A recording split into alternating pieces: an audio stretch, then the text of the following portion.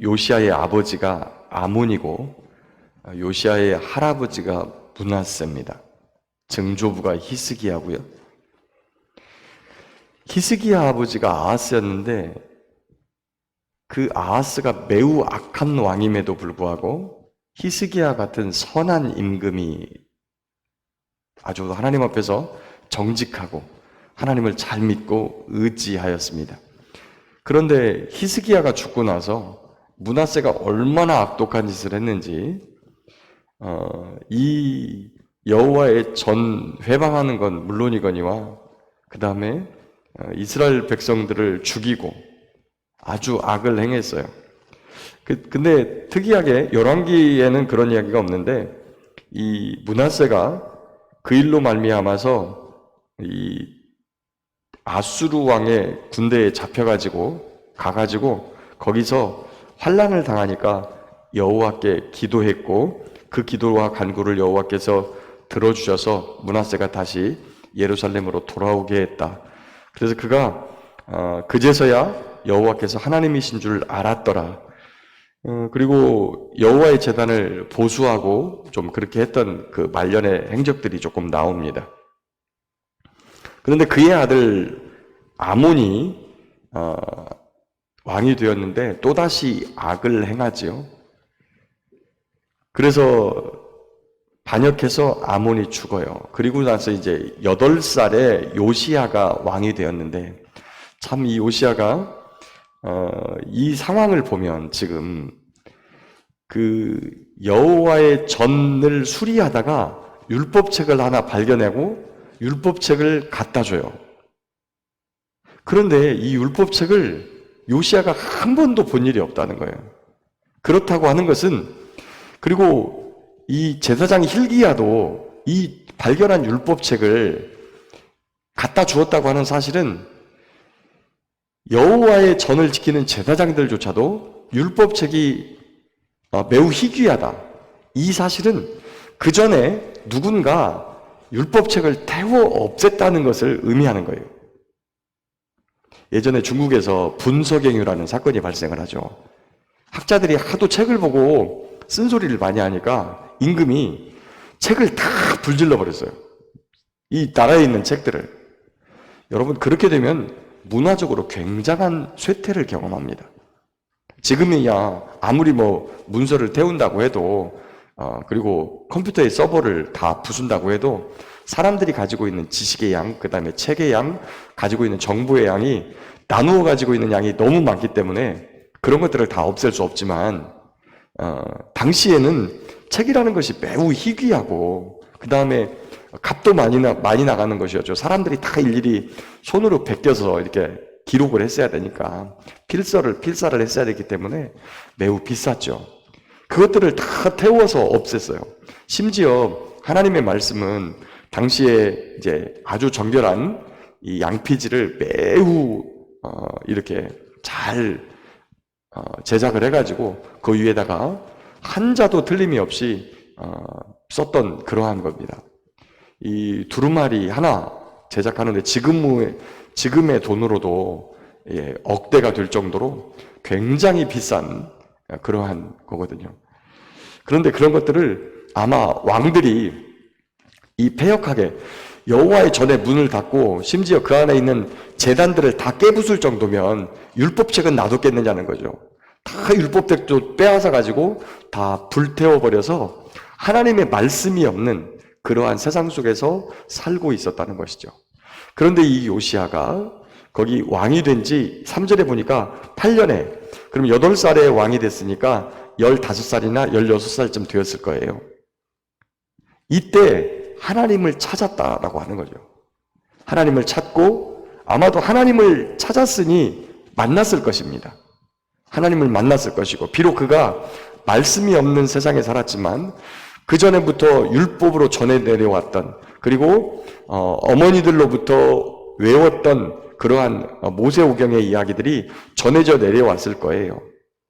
그러나 그런 율법책을 다 없애고 나니까 말씀을 제대로 가르치는 사람이 없게 되고 그리고 그냥 말로만 전해져 오던 그때 이 요시야가 하나님을 찾고 하나님을 만났고 그리고 3절 그 중간에 보면 제12년에 이제 여호와의 전을 정결하게 하는 이 작업을 시작합니다. 몇 년 동안 했느냐? 거기 그 8절에 보니까 요시야가 왕위에 있은 지 18째 해에, 그러면 18째 해면 25이나 26살쯤 먹었을 때, 그러니까 정결케 하는 기간이 5년에서 6년 정도 이렇게 소요가 되었다는 거예요. 그런데 그 정결하게 하는 일을 누가 했느냐? 7절에 보니까 제단들을 허물고 아세라 목상들과 아로새긴 우상들을 빻아 가루로 만들고 온 이스라엘 땅에 있는 모든 태양상을 찍고 예루살렘으로 돌아왔더라. 요시야 임금이 정치는 내버려 두고 이 하나님을 노여워하게 하는 우상들을 전부 다 없애는 일, 산당들을 없애는 일, 하나님께서 원하시지 않는 것들을 삶에서 없애는 일들을 직접 하고 다녔다는 거예요. 그런데 보십시오. 이 전에 벌써 아수르가 쳐들어와 가지고 북에 있는 북이스라엘 나라를 다 빼앗겼어요. 그리고 이미 남유다도 므낫세 왕 때 점령을 당해 가지고 들어와 있고, 그런데 그곳을 왕의 신분으로 돌아다니는 거예요. 거기를, 그 나라들을, 북이스라엘 지역까지, 브엘세바까지, 단까지 가면서 다 빠하는 거예요. 이 일은 이미 열왕기상에 보면, 열왕기상 13장 2절에 보면 북이스라엘을 세운 여로보암이 제단을 쌓고 그 다음에 금송아지를 만들고 단과 베델과 단에다가 두면서 그 일반 사람으로 제사장을 삼고 또 일반 날짜를 자기네들이 잡아서 여호와의 절기를 삼고 이렇게 하면서 신앙이 흩어지자 하나님의 사람이 그곳에 방문하면서 제사를 드리고 있는 여로보암 앞에서 이렇게 외칩니다. 제단아, 여호와께서 이같이 말씀하시기를 다윗의 집에 요시야라고 이름하는 아들이 나올 것인데 그 아들이 태어나면 이 제단 위에다가 제사장들의 뼈를 불살라서 이 제단을 깨고 그 다음에 이 제단을 더럽게 할 것이다. 이렇게 외쳤던 일이 있었어요. 여러분, 그 일이 언제 벌어졌냐면 200년도 넘기 전에, 200년도 전에 이 예언이 선포되었던 건데 그대로 하는 겁니다. 요시야라고 하는 이 아들이 태어나서 왕이 되어서 북이스라엘 지역까지 다니면서 그 제단들을 다 깨고 그 다음에 거기서 제사를 드렸던 제사장들의 뼈를 불살라가지고 거기다가 뿌리면서 더럽게 만드는 이러한 일들을 직접 했어요. 우리 사랑하는 청소년들이 이 요시야 임금처럼 하나님을 간절히 찾아가지고 하나님을 만나기를 소망합니다.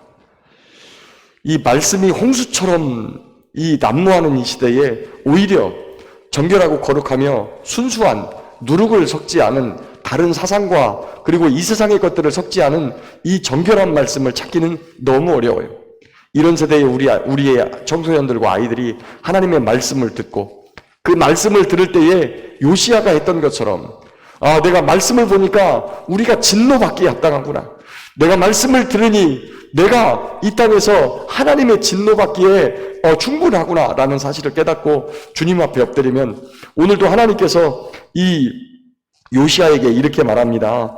27절에 네가 듣고 마음이 연약하여 하나님 앞 곧 내 앞에서 겸손하여 옷을 찢고 통곡하였으므로 나도 내 말을 들었노라. 할렐루야. 하나님의 말씀을 우리가 진심으로 마음으로 받아들이면 하나님도 우리의 말을 들어주겠다는 거예요.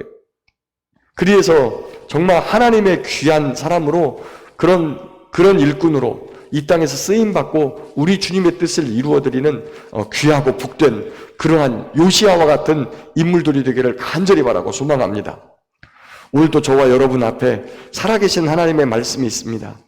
물론 이 말씀이 번역 과정에서 조금 좀 어렵게 번역이 될 수도 있고 때로는 하나님의 진실한 뜻에서 조금은 멀어진 그러한 것으로 번역될 수 있으나 하나님께서는 그런다 할지라도 우리를 인도하셔서 하나님의 뜻대로 살 수 있도록 은혜를 베풀어 주십니다.